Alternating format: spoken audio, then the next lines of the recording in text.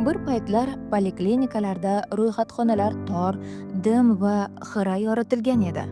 Bemorlar uzun navbatda yelkama-yelka turib, kimdir yo'talar, kimdir aksirardi. Shifokor huzuriga kirish uchun navbat kutib, vaqt o'tkazishardi. Bu yerda tartibsizlik, sanitar normalar buzilgan.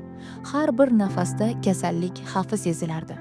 Odamlarning yuzlarida sabrsizlik va charchoq ko'rinardi. Endilikda hammasi boshqacha. Ro'yxatxonalar oldida uzun navbatlar yo'q. Bu yerda tartib, tozalik, eng muhimi fuqarolarga hurmat va g'amxo'rlik bor. Odamlar qulay o'rindiqlarda xotirjam o'tirishibdi. Aholiga xizmat ko'rsatish zamonaviy usulda tartibga solingan. Ro'yxatxonadagi hamshira ayol endi fuqarolar bilan teng darajada muloqot qilmoqda. Hamshiraning ham, bemorning ham yuzida tabassum.